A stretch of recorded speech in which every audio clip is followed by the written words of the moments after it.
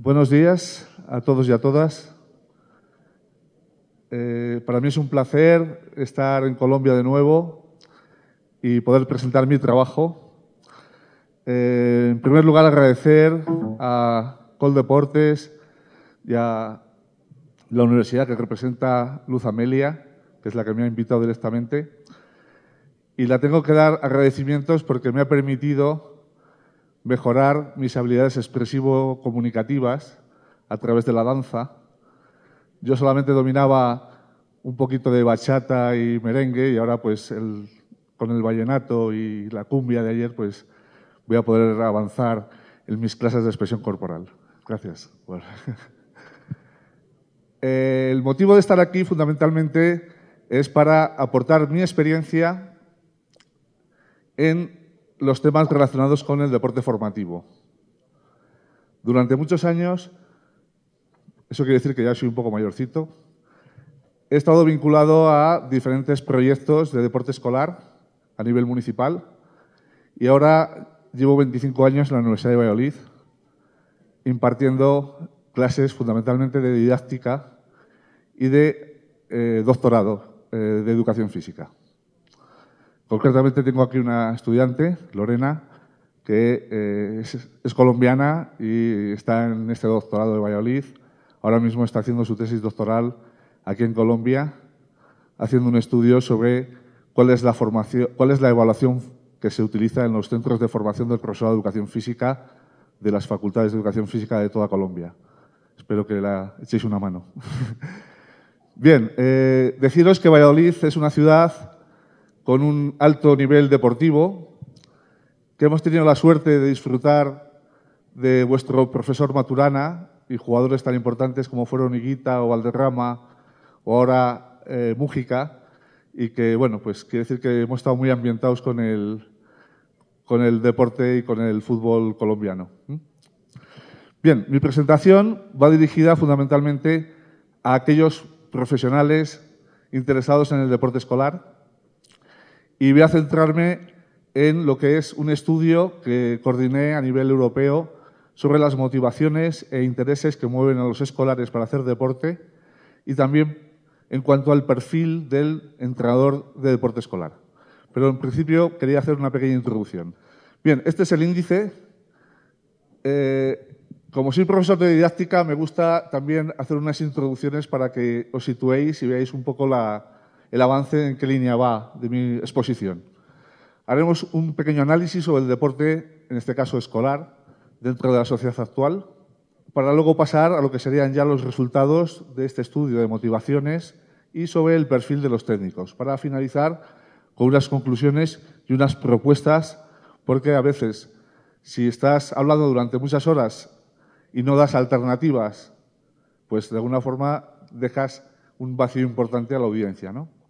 Bien, quería empezar con una frase de me imagino que buen amigo de Jacques, que dice: ninguna medalla equivale a la pérdida de salud de un niño. Me parece que este mensaje yo lo utilizo en mis clases porque es vital para poder entendernos, para empezar a saber de qué voy a hablar, ¿no? Aquí vemos dos ejemplos de cómo a veces el deporte, en vez de ayudar, puede llegar a ser algo que atente a la salud de nuestros escolares. Por lo tanto, diríamos que este es el principio de nuestro diseño de lo que tiene que ser una propuesta curricular. Bien, dentro de esta introducción, a mí me gusta apoyarme siempre en un modelo sistémico donde partimos de tres grandes escenarios. Una visión macrosistémica que aborda el ámbito sociocultural, pero que yo entiendo como que es aquello que nos va a permitir tener una dimensión más amplia de hacia aquellos factores que se mueven a nivel sociocultural, incluso a nivel político, y que repercute en el resto de escenarios. Hay un segundo escenario que tiene que ver con el ámbito mesosistémico, que tiene que ver con el ámbito legislativo. De nada sirve que diseñemos buenas propuestas de deporte escolar si luego no tenemos un buen sistema administrativo que legisle y que regule toda la práctica deportiva. Y por último, el espacio donde yo me he movido y donde pienso que es donde debemos intervenir fundamentalmente los que estamos aquí, que sería el microsistema formado por el contexto donde interactúan jugador y educador. A partir de aquí vamos a ver varios modelos de práctica deportiva. Un primer modelo que habla de la educación física como una materia obligatoria dentro del escenario escolar. Tenemos que distinguir muy claramente lo que es actividad formal de lo que puede ser una actividad no formal.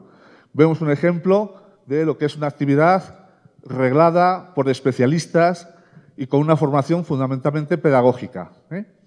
En segundo lugar, veríamos lo que sería un deporte de élite o como fenómeno sociocultural y práctica de consumo.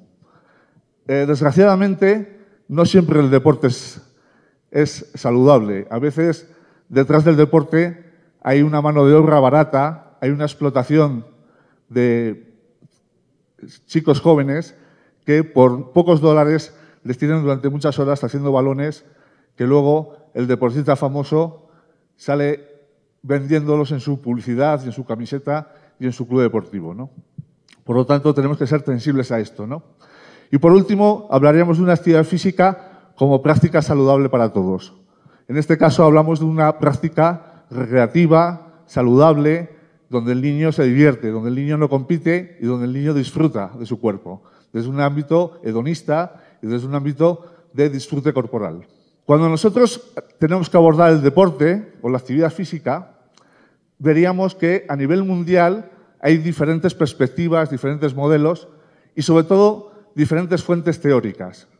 No podemos entender el deporte como una cosa específica, sino como algo que está continuamente en interacción con diferentes procesos a nivel psicosocial, a nivel antropológico, a nivel lúdico, a nivel técnico, en una práctica en valores. ¿Qué quiere decir esto?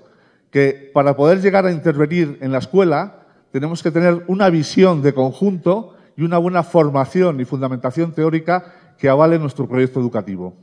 Cuando nosotros queremos hablar de deporte escolar, vamos a ver dentro de este mapa conceptual que hay diferentes ámbitos. Por un lado está el perfil del entrenador, por otro lado las motivaciones de los escolares, que son los dos temas que yo voy a abordar, pero también estaría el papel de las federaciones deportivas, el papel de los valores desde un punto de vista educativo, el papel de las instalaciones, desde luego es un recurso fundamental. Y por último, lo que es toda la relación entre la educación física y el deporte escolar. No podemos llegar a hacer un buen desarrollo físico teórico o teórico práctico si no somos capaces de jugar con todos estos elementos. Porque todos, como dentro de ese modelo sistémico que he planteado al principio, interactúan. Entonces, todos estos elementos de alguna forma influyen para que podamos llegar a hacer una buena interrelación de todos esos elementos. Utilizo una definición que complementa la que ayer planteaba Jacques, que tiene que ver con la Carta Europea del año 92, pero porque yo quería hacer énfasis en dos o tres aspectos. Un primer aspecto, la importancia de que la práctica físico-deportiva esté orientada desde una educación integral. Este es un término que se nos llena la boca a todos los profesores y especialmente a los políticos, que cuando no saben qué hacer hablan siempre de este término, pero diríamos que tenemos que pasar a la acción. Y de pasar a la acción implica que nuestro modelo de educación física o de práctica deportiva tiene que saber combinar no solamente lo corporal, sino lo intelectual con lo afectivo-social. Yo no entiendo una educación física que no hable de emociones, que no hable de sentimientos, que no hable de conexión con lo que es la vida de cada uno. Por eso es tan importante aprovechar las vivencias de los deportistas, pero como una escuela de educación, como una escuela de formación para nuestros futuros escolares y deportistas. Pero también tenemos que dar mucha importancia a que no solo haya competición, sino que haya un espíritu de participación, de respeto, de limpieza en el sentido de reglas y de normas y de no corrupción en el deporte, que últimamente es bastante habitual por lo que estamos viendo en los medios de comunicación, y también por lo que todo lo que supone una buena disciplina o autodisciplina del deportista para que pueda avanzar como formación personal. Yo no entiendo el deporte si no es una escuela de formación, no es una escuela de desarrollo personal. Bien, en mis clases yo trabajo bastante con dilemas. A mí me parece que desde un ámbito sociológico el plantear dilemas nos ayuda a desarrollar el espíritu crítico.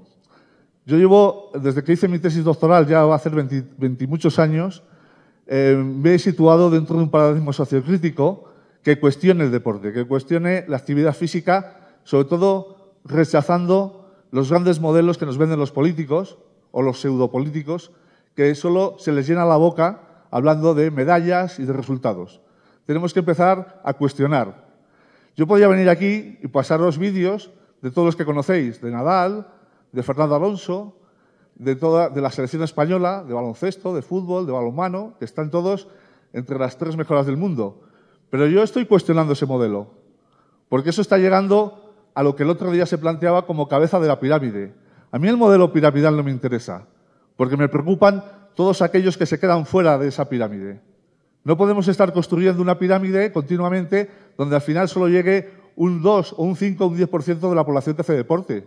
Tenemos que pensar que esa pirámide la deberíamos dar la vuelta. Y dar la vuelta implica que nos olvidamos de pirámide, que nos planteemos otro modelo geométrico, donde todos participen, donde todas puedan utilizar el deporte como un elemento educativo, como un elemento de formación como futuros ciudadanos. Porque al final lo que estamos formando son personas, ¿no? Por lo tanto, diríamos que sería importante que nuestros deportistas y nuestros estudiantes reflexionaran sobre algunos de estos dilemas. He puesto algunos como ejemplo, pero podríamos llenar 5 o 6 pizarras como esta, ¿no?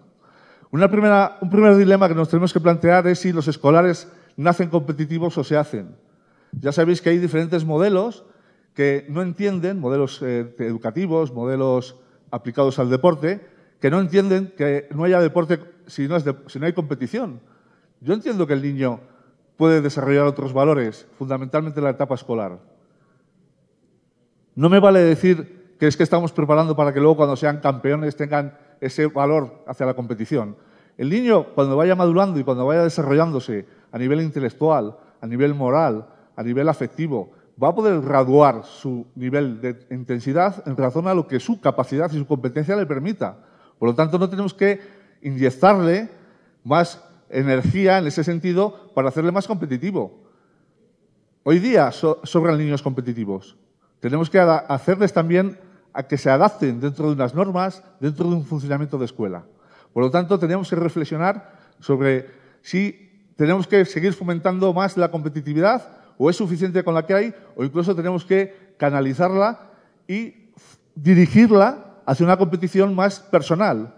Tú trata de llegar lo más lejos posible, pero que no tengas que depender de los demás, no tengas que depender de que yo te tenga que ganar a ti.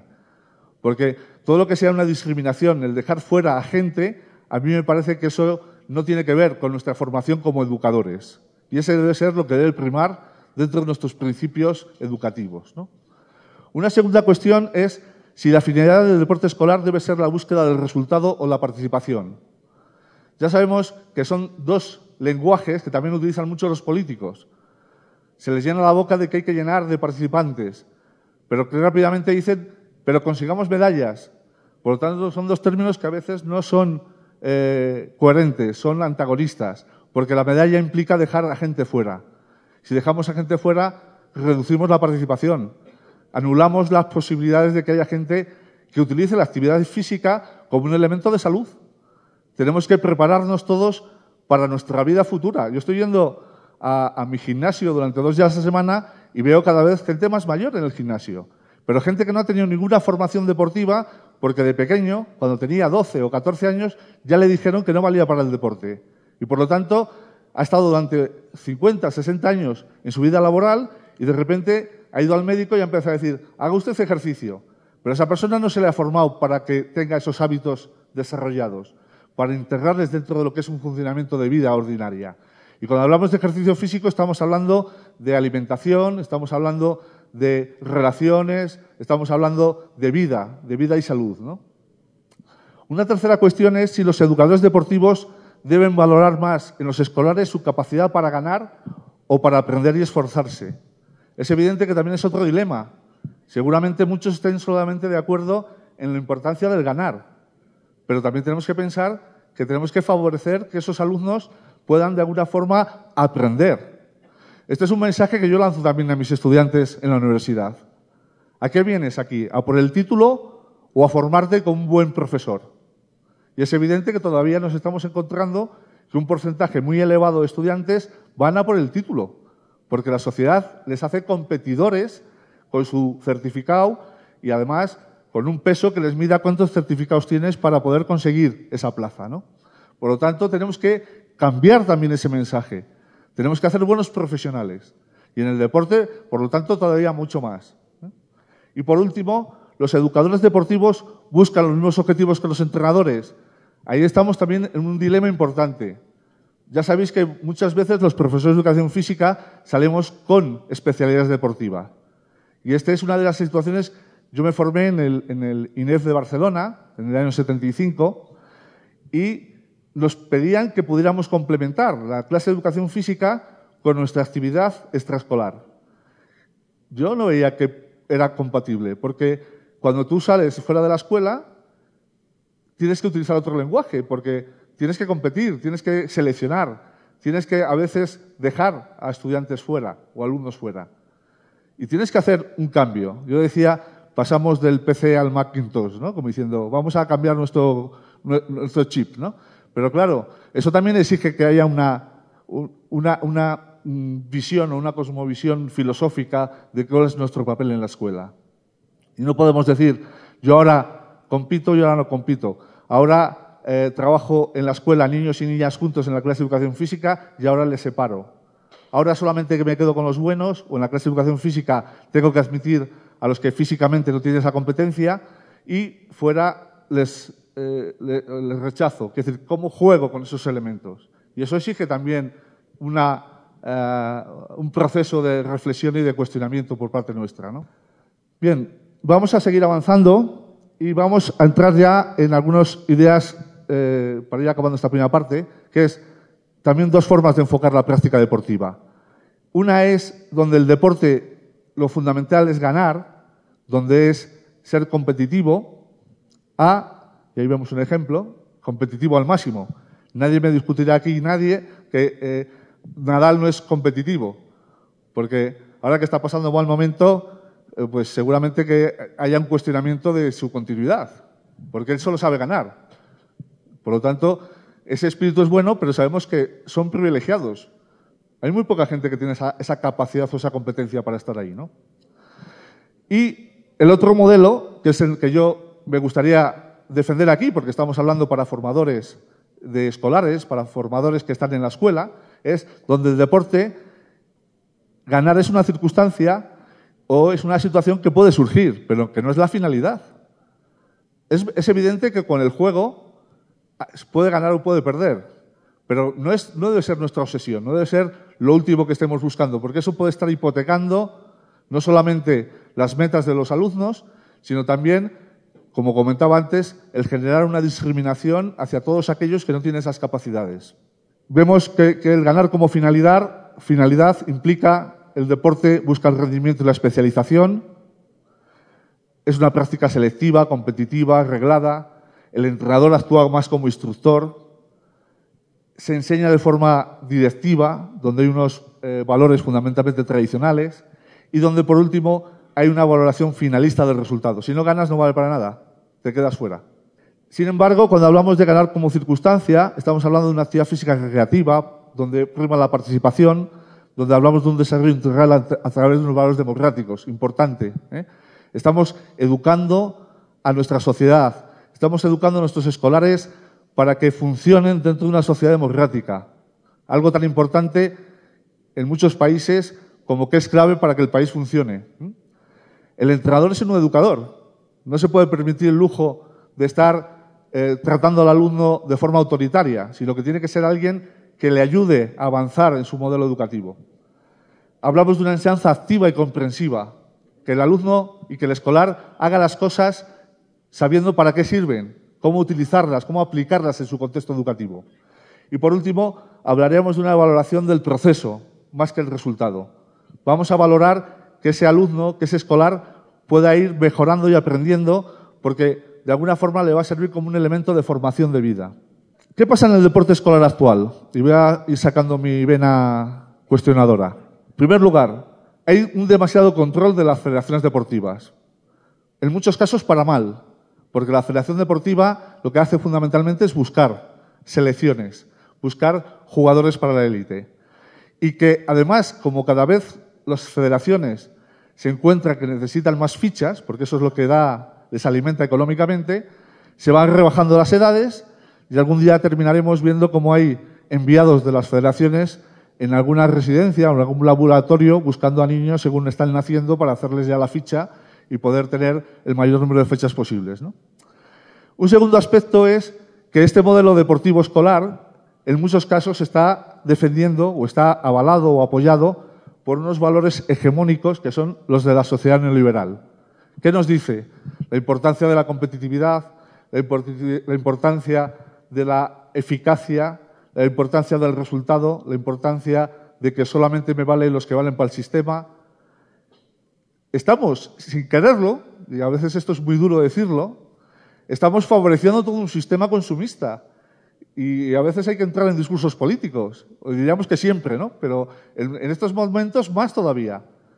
¿Hasta qué punto somos conscientes de que nuestra forma de entrenar, nuestra forma de actuar con nuestros alumnos, desde un modelo tecnicista, está haciendo un favor al propio sistema en el cual a veces cuestionamos o a veces criticamos, que es el sistema capitalista? Por lo tanto, tenemos que ver cómo, sin quererlo, estamos discriminando a los menos capacitados. Cómo la educación física actúa como aliada de ese propio sistema. A veces el profesor de educación física se piensa que va de guay, palabra utilizada en España para decir que va de moderno y de persona innovadora, y está siguiendo un modelo puramente técnico, un modelo que excluye a gente que no tiene posibilidades motrices. Por lo tanto, tenemos que hacer esa reflexión personal, ¿no? Y por último, tenemos que ver también si esos técnicos deportivos tienen la suficiente formación pedagógica.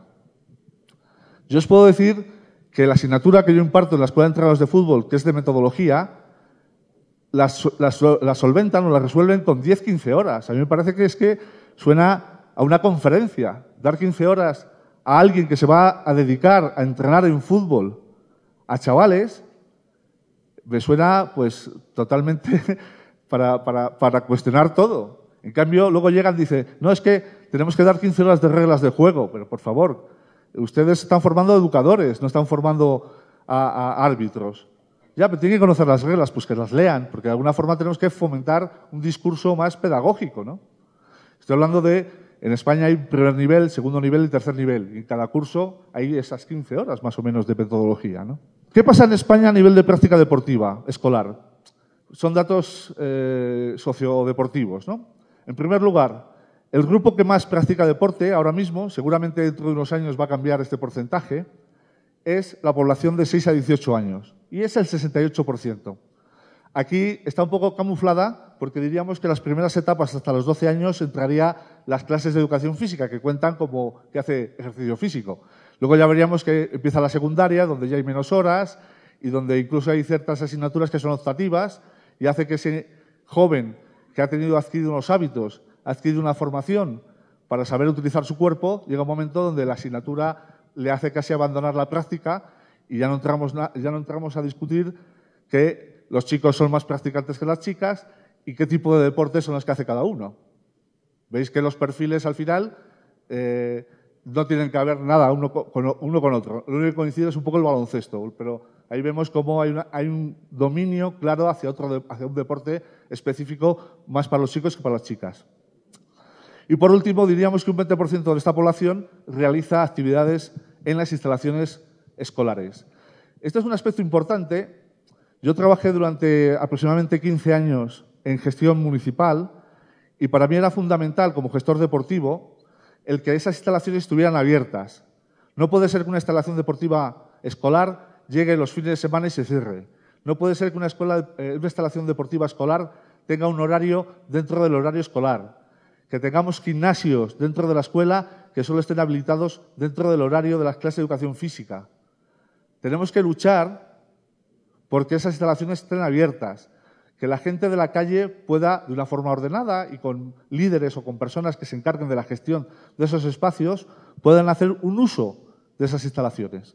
Porque si no estamos invirtiendo y cuestan mucho, en instalaciones para que luego se haga un uso a veces privativo, como en este caso de un 20%. Debería llegar al 100% dentro de las posibilidades de horario también, ¿no? Bien, paso ya a la segunda parte de mi presentación, que es referida a motivaciones de los escolares para hacer deporte. Estos son unos datos de cómo se planteó el estudio. Es un proyecto que yo coordiné en estos 4 países, Francia, Italia, Portugal y España. Para hacer la parte francesa, por un problema de, si yo hubiese dispuesto de mucho más presupuesto, hubiese podido hacer un estudio en profundidad de toda Francia, entonces teníamos que limitarnos a determinadas zonas, ¿no? Seleccionamos 4 poblaciones donde yo tenía un equipo de trabajo en estas 4 universidades y que eso podía posibilitar el buscar esa información a través de un cuestionario. Esos cuestionarios se pasaron solamente a escolares que tenían 12 años, que participaban en el deporte escolar y que, por lo tanto, tenían vinculación con entrenadores que también se ajustaban a ese perfil. Participaban en el deporte escolar y pertenecían a estas 4 centros o ciudades que aparecen ahí. Llegamos a una población de 1.300 escolares y a 345 entrenadores. No era una población suficiente, pero desde luego, por los recursos económicos que teníamos para el estudio, no nos permitía más, ¿no? Bueno, ahí aparece el instrumento, un cuestionario validado y trabajamos con un nivel de confianza del 95,5%. ¿Cuáles son los datos más relevantes? No voy a entrar en todo el estudio, sino voy a dar una serie de datos. Como veis, me quiero centrar fundamentalmente en la media, porque es posible que los datos que hay a nivel de por países no sean muy relevantes, porque estamos hablando de una zona muy específica del país, pero que en este caso nos sirvió para extraer estas medias que pienso yo que son interesantes para conocer, en primer lugar, que la mayoría de las opiniones de nuestros escolares, estoy hablando de Francia, Portugal, España e Italia, era que su actividad física escolar valoraban fundamentalmente porque era una práctica saludable. Ellos destacaban eso. Como veréis, hay un segundo aspecto que sería, siempre estábamos hablando de una media sobre 5 y que de alguna forma indica que está desplazado hacia el 5. Aquí vemos que la práctica recreativa también está bastante bien valorada, el estar con amigos ya empieza a bajar y lo que menos valorado está es la preocupación por ganar, el deporte como competición y el ganar para ser famosos. Es posible que dentro de esa población escolar haya unos porcentajes muy potentes de alumnos que estarían situados aquí. Pero cuando preguntas a una población de 1.000 y pico estudiantes, el sesgo se reduce y se tiende hacia lo que buscas es práctica saludable, actividad recreativa, que es divertirse, que es pasárselo bien, y estar con amigos, porque también tiene un componente de relación social, ¿no? Ahí vemos por países, pero ya digo, a mí me parece que no es tan importante, sino esa media. Esta investigación tenía un cuestionario, pero también tenía algunos grupos de discusión que nos servían para poder conocer desde un ámbito cualitativo qué es lo que esos alumnos expresaban, ¿no? Recojo simplemente un comentario. Dice, me gusta priorizar actividades físico-deportivas donde prime la salud y el disfrute corporal sobre los resultados del rendimiento de los participantes. ¿Qué quiere decir? Este es un comentario que predominaba o que se daba más importancia dentro de los comentarios que hacía el resto de participantes. ¿Qué aspectos destacaríamos dentro de ese enfoque de ejercicio físico y salud? Yo he estado coordinando durante 25 años un seminario permanente de profesores de educación física, donde había profesores de primaria y secundaria. Se trataba de que los profesores empezaran a trabajar de forma cooperativa. Esto suponía juntarse el 1 de septiembre y finalizar el seminario el 30 de junio. Reuniones semanales de 2 horas y que hemos estado durante 25 años manteniendo esa dinámica.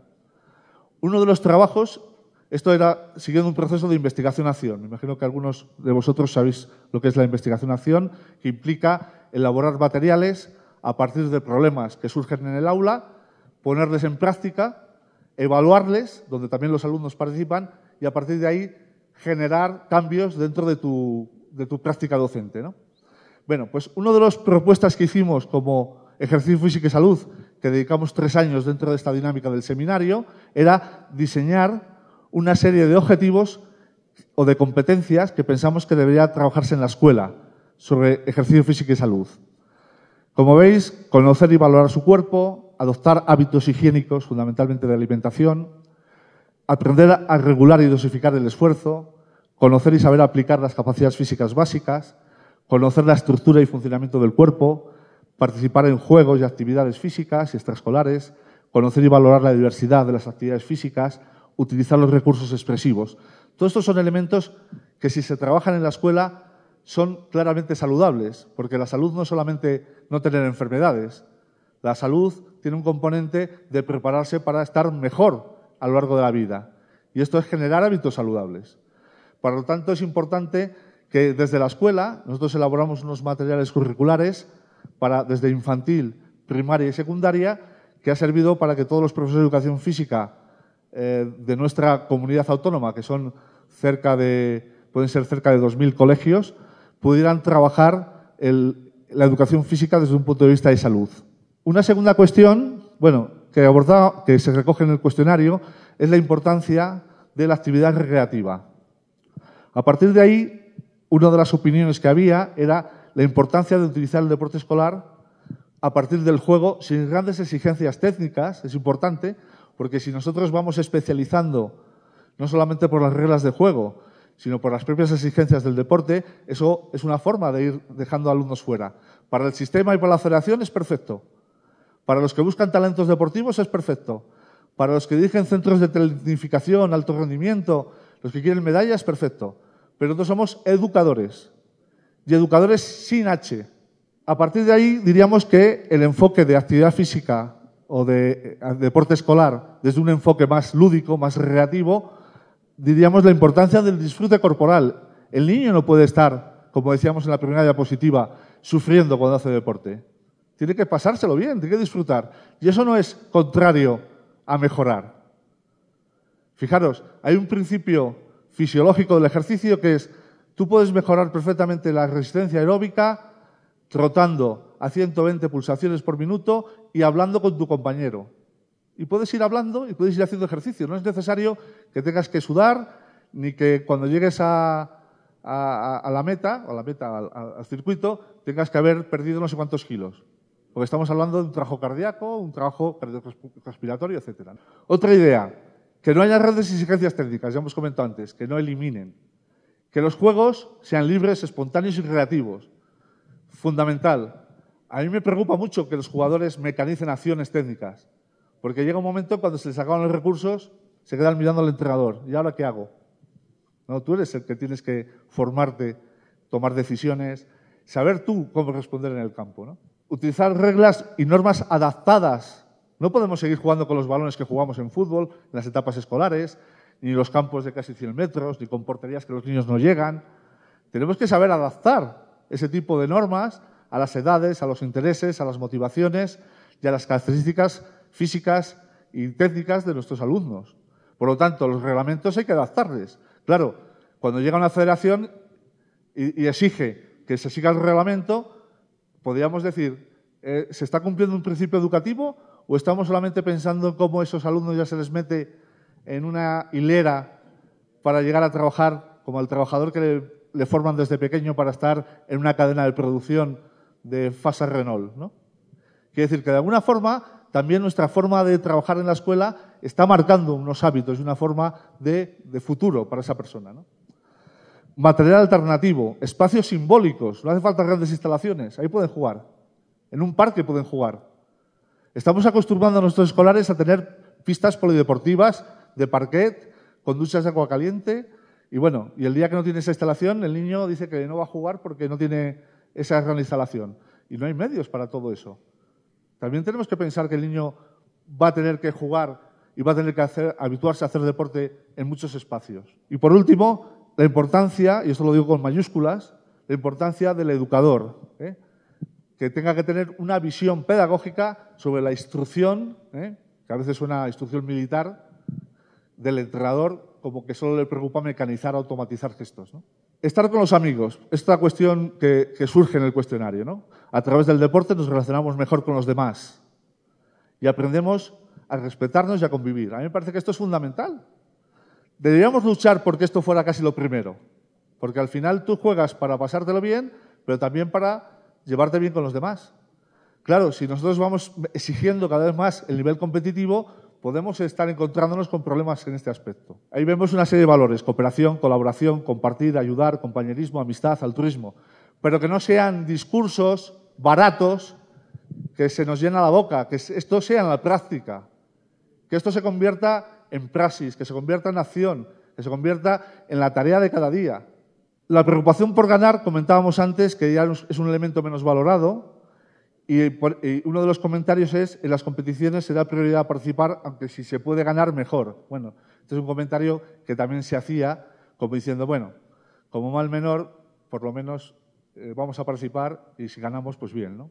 Ahí vemos que el deporte de competición, vemos a judocas ya muy jóvenes, donde prima el talento deportivo, donde todos ganan, donde hay una exigencia técnica, donde hay un busca del rendimiento, donde hay una especialización temprana. A mí me parece muy bien a partir de ciertas edades. Yo he sido entrenador de alta competición y he exigido al máximo, pero he sabido con qué persona estaba trabajando. Pero no puedo mandar este discurso a un niño de 10, 12 años o obsesionarle con que va a tener que ser olímpico o va a tener que ser el mejor de la clase, ¿no?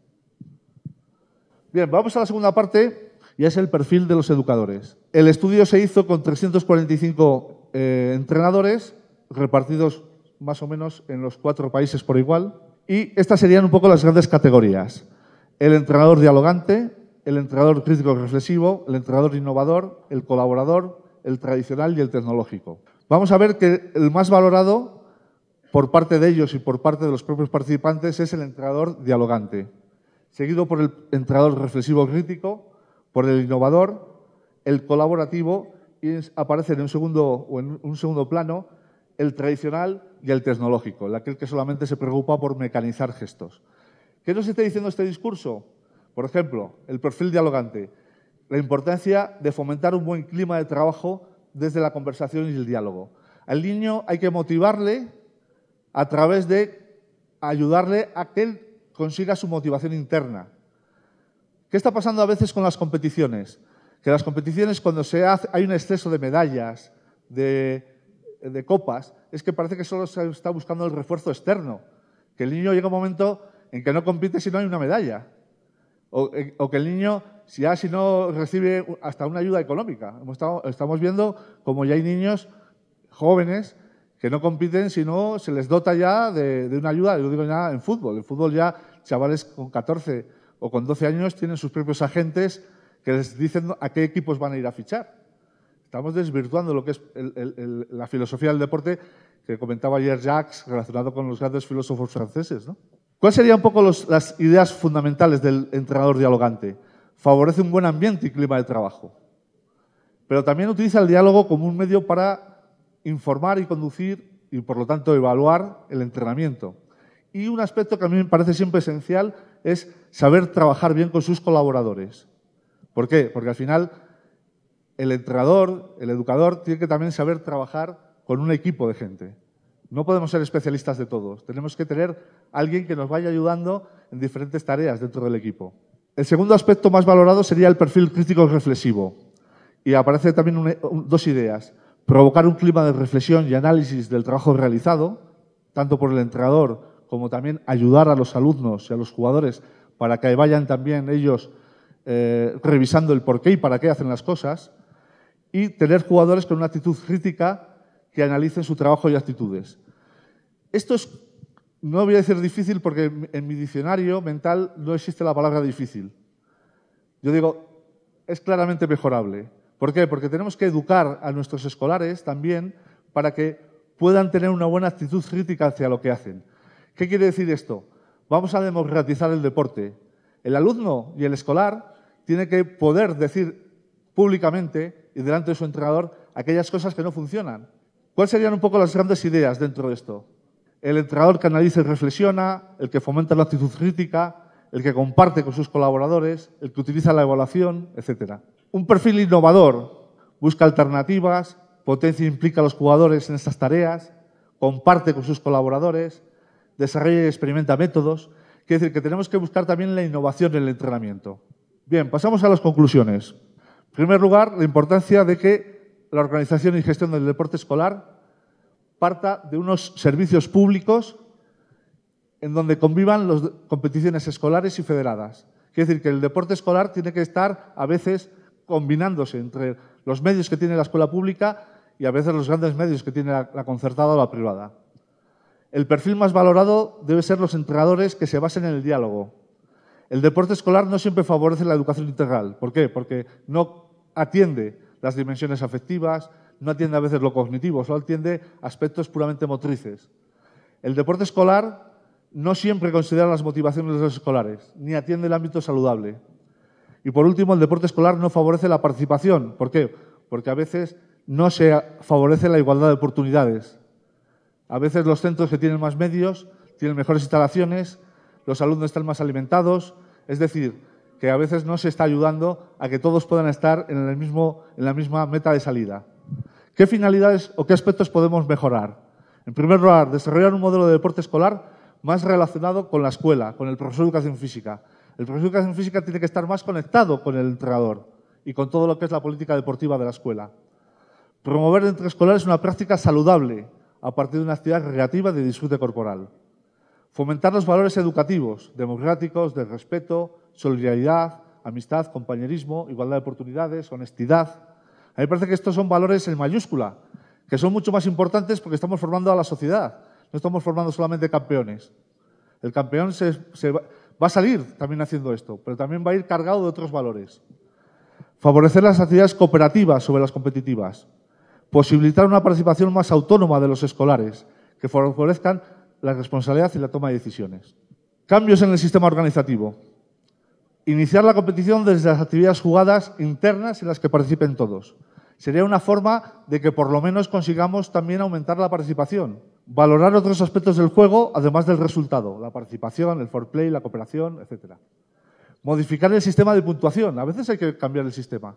Yo hacía juegos con los alumnos donde después de meter un gol tirábamos un dado. A ver cuánto valía ese gol. Con eso estás eliminando el elemento competitivo, porque lo conviertes en un elemento más lúdico, más recreativo, ¿no? Eliminar las clasificaciones y los premios. ¿Por qué? Porque todos tienen que sentirse ganadores. Todos tienen que sacar como conclusión que han mejorado sus competencias personales. Y por último, el modelo polideportivo y recreativo que incremente la participación, que esté pensado en todos, no solamente en aquellos que destacan en un deporte. Y antes de decir esto, me permites 30 segundos, deciros que yo llevo prácticamente, no sé, ya se me ha olvidado, desde el año 75, que acabé mi formación como profesor de educación física, con lo cual han pasado muchos años, trabajando en la universidad, trabajando en el deporte escolar, en las federaciones deportivas. Yo vengo habitualmente por Latinoamérica, estoy llevando un proyecto en República Dominicana, he dirigido y estoy dirigiendo varios programas de doctorado en Bolivia, he dirigido tesis doctorales en Chile, en Cuba. ¿Qué quiero decir con esto?